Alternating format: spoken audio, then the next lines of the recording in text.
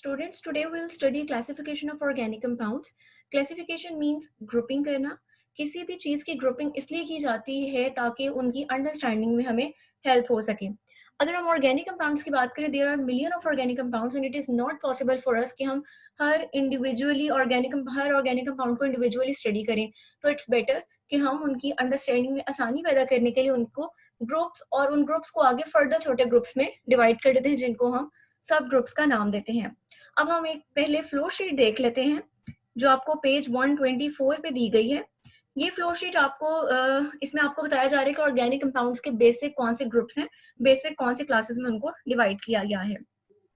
सबसे पहले आ जाते हैं कि ऑर्गेनिक कंपाउंड्स की दो मेन कैटेगरीज हैं.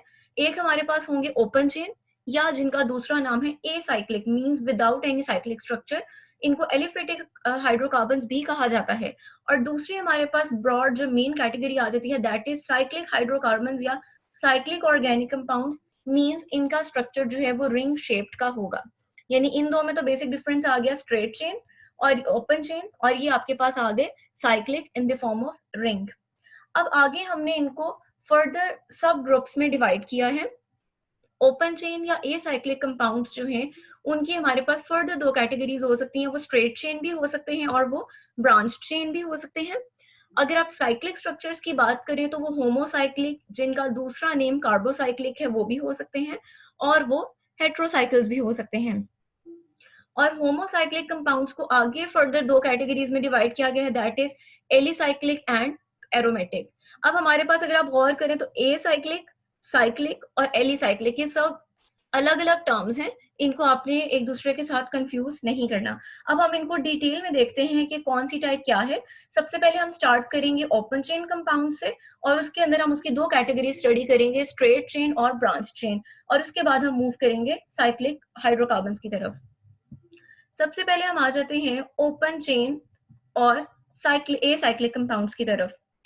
This type of compounds contain an open chain of carbon atom. इसके नेम से इंडिकेट है कि हमारे पास ओपन चेन है, मींस एक हमारे पास सीरीज होगी जिसके अंदर कार्बन एटम्स अटैच हुए हुए होंगे, ओपन चेन स्ट्रक्चर होगा.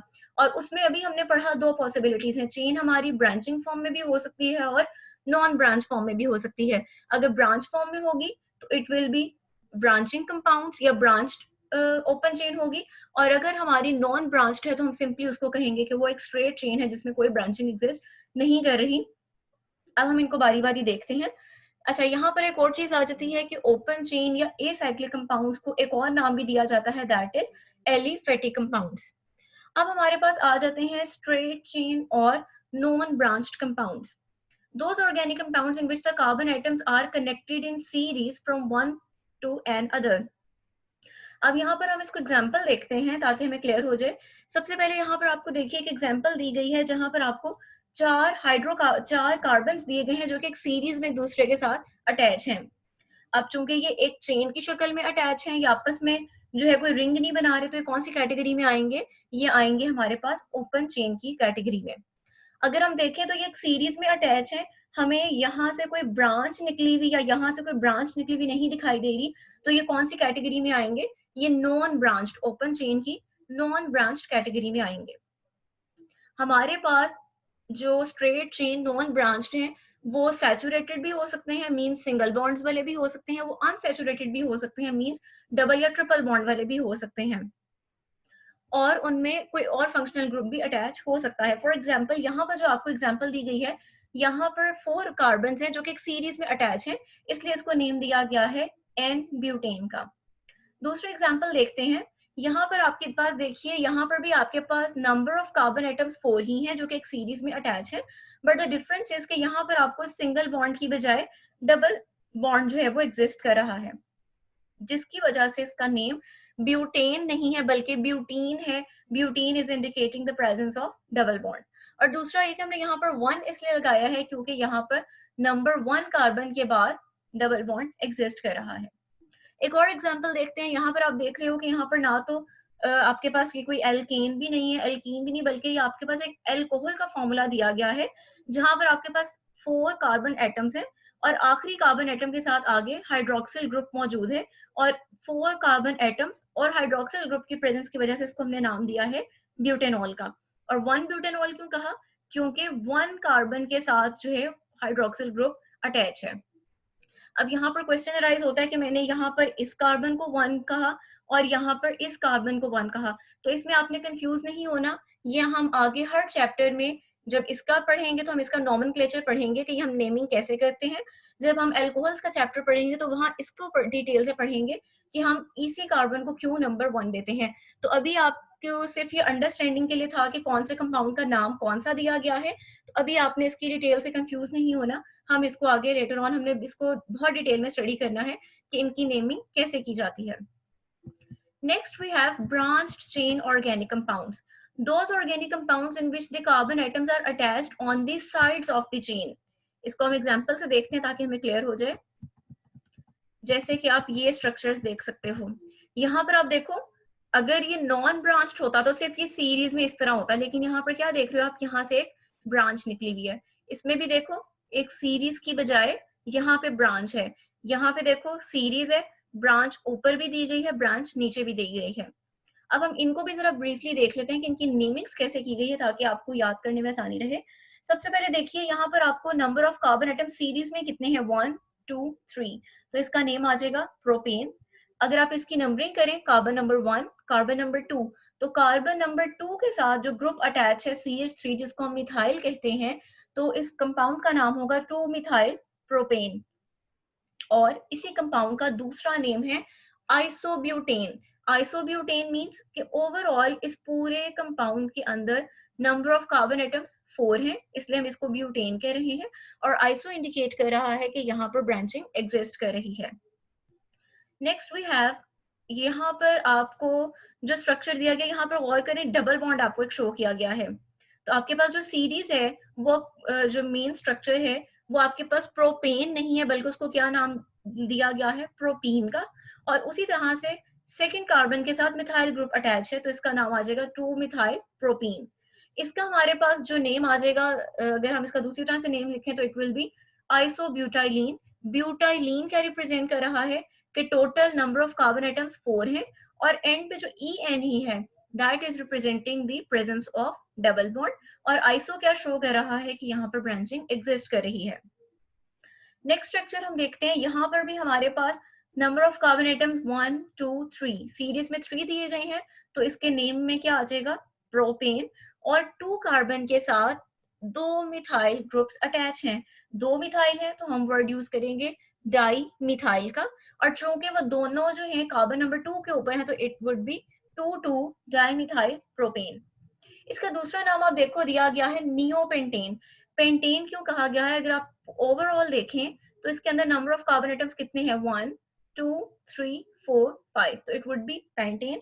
नियो क्यों कहा गया है, क्योंकि इसमें ब्रांचिंग हर साइड पर इक्वल एग्जिस्ट कर रही है, मतलब जैसी ब्रांचिंग इधर है इधर है इधर है इधर है, मींस हर तरफ ब्रांचिंग एग्जिस्ट कर रही है, इसको हमने नेम दिया है नियो पेंटेन का। यहाँ तक हमने देखे एसाइक्लिक कंपाउंड्स, यानी जो विदाउट एनी साइक्लिक स्ट्रक्चर थे, विदाउट एनी रिंग थे, ओपन चेन्स थी। ओके, अब हम स्टार्ट करेंगे क्लोज्ड चेन और साइक्लिक कंपाउंड्स। क्लोज्ड चेन, अगर आप ये जो स्ट्रेट चेन थी इसके अगर आप दोनों एजेस को पकड़ के बंद कर दें, पकड़ के मिला दें अगर, तो जो स्ट्रक्चर बनेगा that would be closed chain.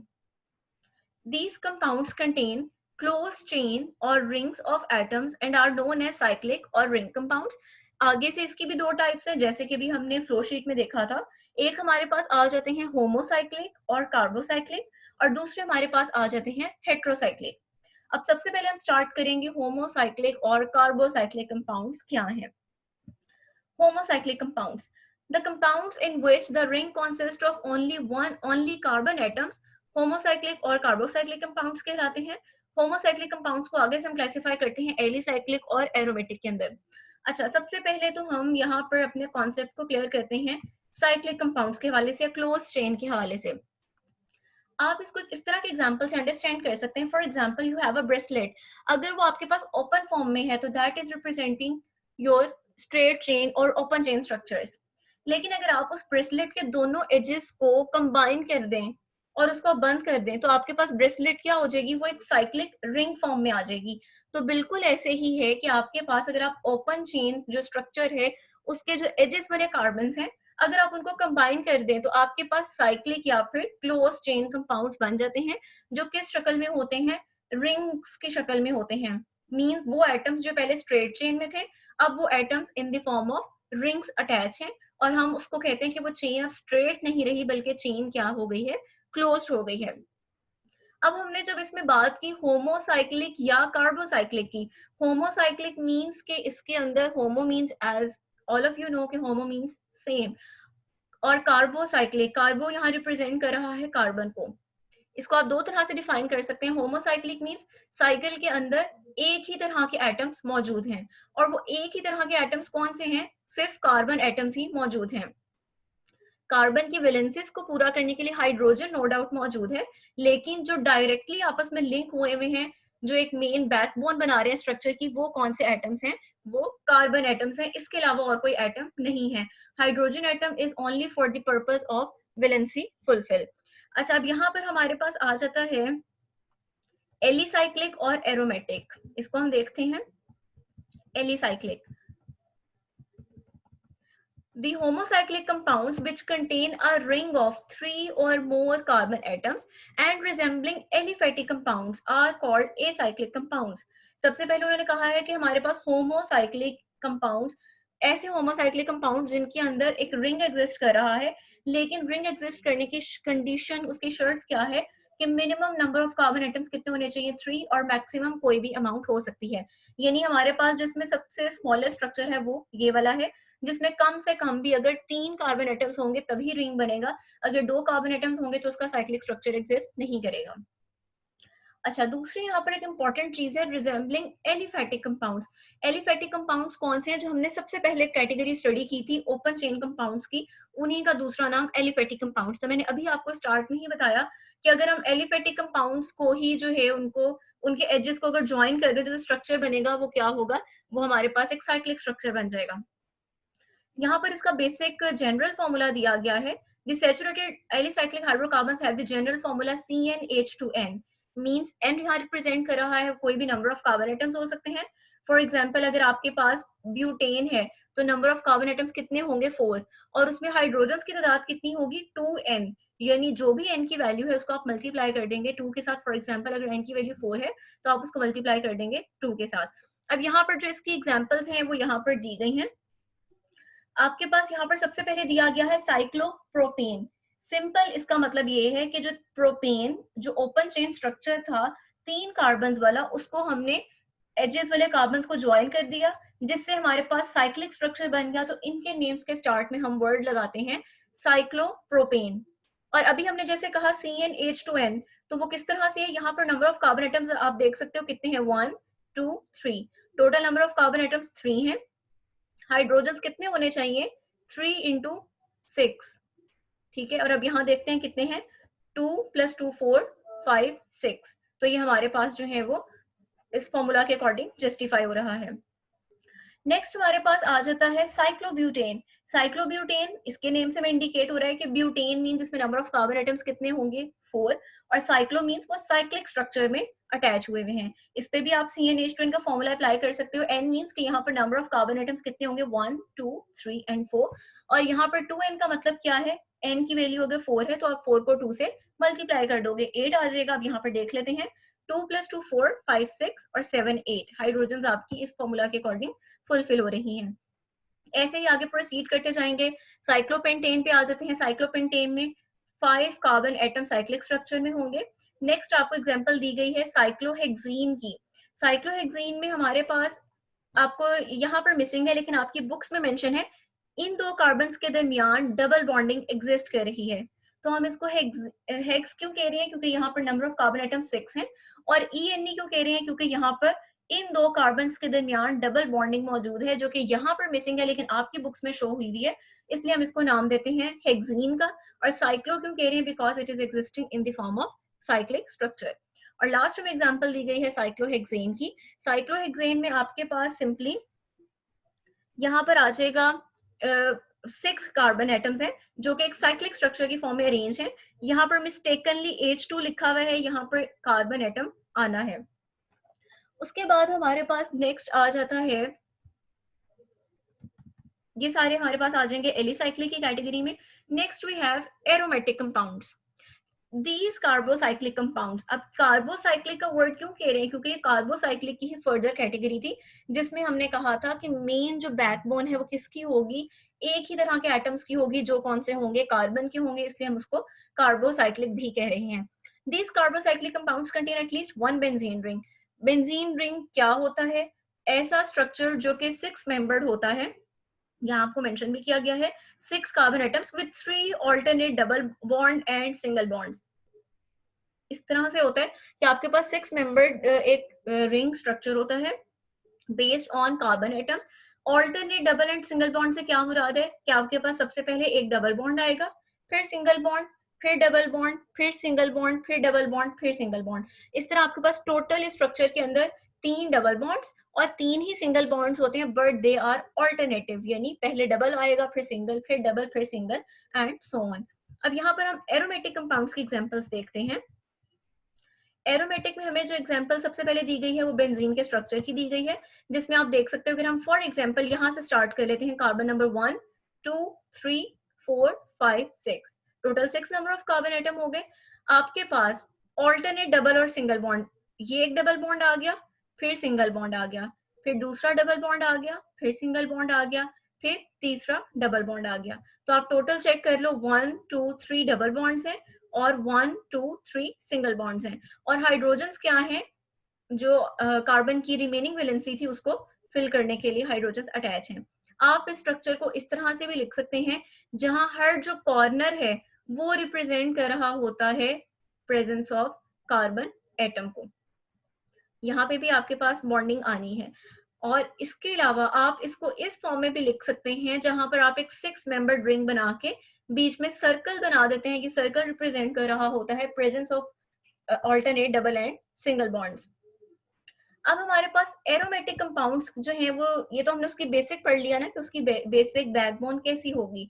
अब हमारे पास जो एरोमेटिक कंपाउंड्स हैं वो इस तरह से भी हो सकते हैं कि जो आपने यहाँ ऊपर वाली हाइड्रोजन थी, हम उसको सब्स्टिट्यूट करके वहां पर कोई और फंक्शनल ग्रुप भी लगा हो सकता है, जिसकी बेस पर हमारे पास ये कंपाउंड्स बनते हैं। अब हमारे पास इसमें हो सकता है कि यहाँ से एक इसकी हाइड्रोजन रिमूव करके यहाँ ये CH3 ग्रुप है, ये आपकी बुक में क्लियरली मेंशन है, यहाँ मिसप्लेस है। CH3 अगर अटैच है तो इस तरह का स्ट्रक्चर कहलाएगा toluene. These are very important structures from the exam point of view. आपके पास ऐसा बेंजीन रिंग जिसमें रिंग के ऊपर जो है अटैच हुआ है CH3 ग्रुप, उसको आप नाम देते हैं टोलुइन का। आपके पास ऐसा बेंजीन रिंग जिसमें हाइड्रोक्सिल ग्रुप अटैच है, OH ग्रुप अटैच है, उसको आप नाम देते हैं फिनोल का। बट कीप इन माइंड, आपने इसको यहाँ इस कॉर्नर के ऊपर अटैच नहीं कर देना। यहाँ से एक जो यहाँ जो कार्बन मौजूद था, जहां पर इस टाइम ये रेड पॉइंटर मौजूद है, यहाँ पर एक कार्बन मौजूद है, उस कार्बन के साथ ही अटैच है hydroxyl group. It doesn't mean कि आप OH ग्रुप को यहाँ लिखते हैं, जहां मैंने इस टाइम ये पॉइंटर रखा हुआ है, यहाँ पर नहीं लिखना, दैट वुड बी रॉन्ग। यहाँ पर जो कार्बन था उसके साथ बॉन्ड हुआ है OH group. Next we have benzaldehyde. Benzaldehyde हमारे पास क्या है, बेंजीन रिंग के साथ एल्डिहाइड ग्रुप अटैच है। कैसे कि जो यहाँ कार्बन था उसके साथ एल्डिहाइड ग्रुप अटैच, और एल्डिहाइड ग्रुप क्या होता है, कार्बन, कार्बन के साथ अटैच होता है यहाँ पर डबल बॉन्डिंग साथ ऑक्सीजन, और यहाँ पर अटैच होती है हाइड्रोजन, जिसको हम कंबाइन करके लिखते हैं CHO। आगे भी हम डिटेल में पढ़ेंगे, वहां पर भी आपको क्लियर हो जाएगा कि एल्डिहाइड क्या होता है। अभी यहाँ पर आपकी जो है वो ब्रीफ अंडरस्टैंडिंग के लिए बताया जा रहा है। Next we have nitrobenzene. Nitrobenzene में हमारे पास बेंजीन के ऊपर कौन सा रिंग अटैच, कौन सा फंक्शनल ग्रुप अटैच है, नाइट्रो ग्रुप, NO2, इसलिए हम इसको नाम देंगे नाइट्रोबेंजीन का। ये हमारे पास आ गया कि हमारे पास ये थे ऐसे एरोमेटिक कंपाउंड्स जिनके ऊपर साइड चेन के तौर पर कोई ना कोई फंक्शनल ग्रुप अटैच था। अब हम देखते हैं कि हमारे पास एक और कैटेगरी भी हो सकती है एरोमेटिक कंपाउंड्स की ही, कि जिसके अंदर एक से ज्यादा बेंजीन रिंग होते हैं और वो आपस में फ्यूज्ड हुए होते हैं। The aromatic compounds may also contain more than one benzene ring fused together. For example, अगर आपके पास 2 बेंजीन रिंग आपस में फ्यूज हुए हो, जुड़े हुए हो, तो ऐसा स्ट्रक्चर कहलाता है नेफ्थलीन का। और अगर आपके पास 3 बेंजीन रिंग आपस में इस तरह से अटैच फ्यूज हुए हो, तो it will be called as anthracene. Next we have last category which is known as heterocyclic compounds.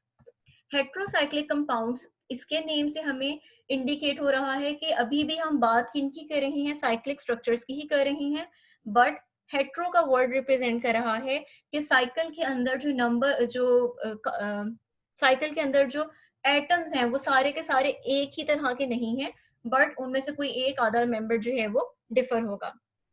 For example definition से स्टार्ट करते हैं। The compounds in which the ring consist of atoms of more than one kind. पीछे जो आप पढ़ रहे थे carbocyclic, वो सब एक ही तरह के एटम्स थे, सभी कार्बन एटम्स थे। यहाँ पर क्या होगा कि साइकिल के अंदर अगर फॉर एग्जाम्पल 5 कार्बन एटम्स है, तो एक जो मेंबर, एक जो एटम है वो कोई और भी हो सकता है, वो ऑक्सीजन हो सकती है, वो नाइट्रोजन हो सकती है। लेकिन यहाँ कीप इन माइंड की बात किसकी हो रही है, साइक्लिक स्ट्रक्चर की हो रही है। जो आपने साइकिल बन रहा है जिन एटम्स का, उनके अंदर की बात हो रही है कि वो सारे एक ही तरह के नहीं होंगे, बल्कि वो कोई एक आधा डिफरेंट एटम भी हो सकता है। The compounds in which the ring consists of atoms of more than one kind are called heterocyclic compounds or heterocycles. In heterocyclic compounds, generally one or more atoms of elements such as nitrogen, oxygen, or sulfur are present. The atoms other than carbon, for example, nitrogen, oxygen, or sulfur in the ring are known as heteroatoms. अब वो बता रहे हैं कि यहाँ पर आपको कि सारा जो स्ट्रक्चर है वो कार्बन बेस्ड नहीं है, बल्कि उसके अंदर कोई और एटम भी हो सकता है। कौन सा? नाइट्रोजन, ऑक्सीजन या फिर सल्फर प्रेजेंट हो सकते हैं।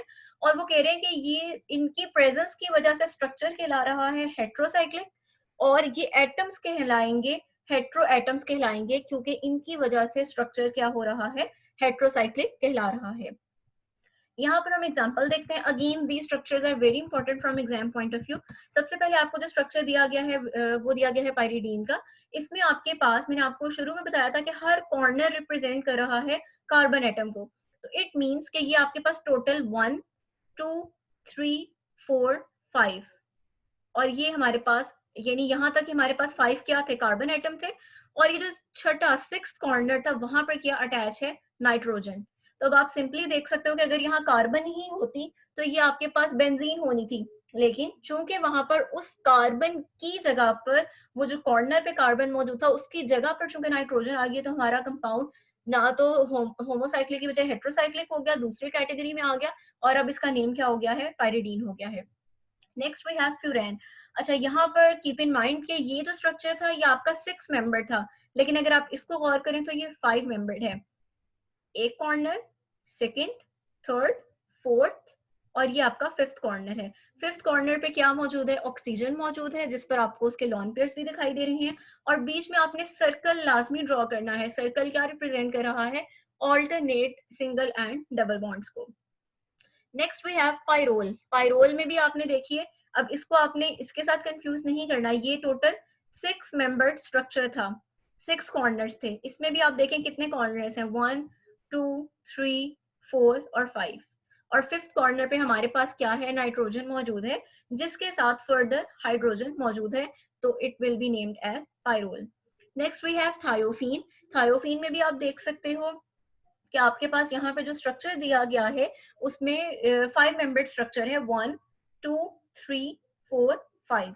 और जो हमारे पास 5th कार्बन था उसको सल्फर ने यहाँ पर रिप्लेस किया है। तो इस तरह का स्ट्रक्चर कहलाएगा थायोफीन। और यहाँ पर भी अगेन आपने किसी भी स्ट्रक्चर में अंदर ये रिंग डालना नहीं भूलना। रिंग रिप्रेजेंट कर रहा है alternate double and single bonds को।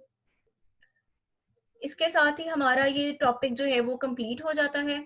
अब आपने जो है इन स्ट्रक्चर्स को बहुत ज्यादा फोकस्ड होकर प्रिपेयर करना है, क्योंकि यहाँ से आपकी डेफिनेशंस और स्ट्रक्चर और लॉन्ग क्वेश्चन के पॉइंट ऑफ व्यू से भी this topic is very very important. Thank you.